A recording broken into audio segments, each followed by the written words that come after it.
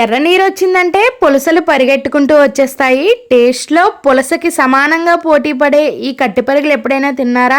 వీటిని మీ ఏరియాలో ఏమంటారో ఒకసారి నా కామెంట్ సెక్షన్ లో కామెంట్ చేయండి. ఒక్కొక్కసారి మనకి ఎక్కడో దూరపు చుట్టాలు అనుకోకుండా మన ఇంటికి వస్తారు కదా, అలాగే ఈ కట్టిపరుగులు కూడా అనుకోకుండా మా ఇంటికి వచ్చేసాయి. నాకు బాగా తెలిసిన ఒక ఆంటీ అయితే ఇవి ఇచ్చారు. నాకు చాలా ఫ్రెష్ గా ఉన్నాయి.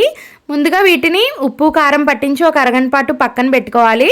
మసాలా కోసం ప్యాన్లోకి 2 స్పూన్ల ధనియాలు 2 స్పూన్ల జీలకర్ర వేసి బాగా ఫ్రై చేసుకుని పక్కకు తీసేసుకోవాలి.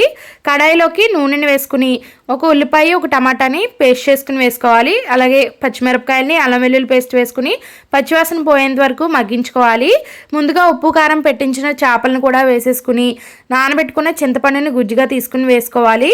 పులుపుని అడ్జస్ట్ చేసుకుంటూ వాటర్ని వేసుకుని ముందుగా మనం పెట్టుకున్న ధనియాలు జీలకర్రని పేస్ట్లా చేసుకుని ఆ పేస్ట్ని వేసేసుకోవాలి.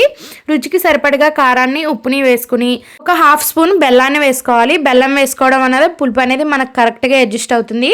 కట్ చేసి పెట్టుకున్న బెండకాయ ముక్కలు కూడా వేసేసుకుని మూత పెట్టేసి మీడియం ఫ్లేమ్లో ఆయిల్ పైకి సెపరేట్ అయ్యి కర్రీ దగ్గర పడేంత వరకు ఉడికించుకోవాలి. ఫైనల్గా కొత్తిమీర చల్లేసుకుని వేడి వేడి అన్నంలో ఈ చేప పులుసు వేసుకుని అలా బెండకాయ ముక్కను నంచుకుని తింటే ఉందండి అబ్బబ్బా, టేస్ట్ అయితే మాటల్లో చెప్పలేనంతగా ఉందండి. వీడియో నచ్చితే లైక్ చేసి సబ్స్క్రైబ్ చేసుకోండి.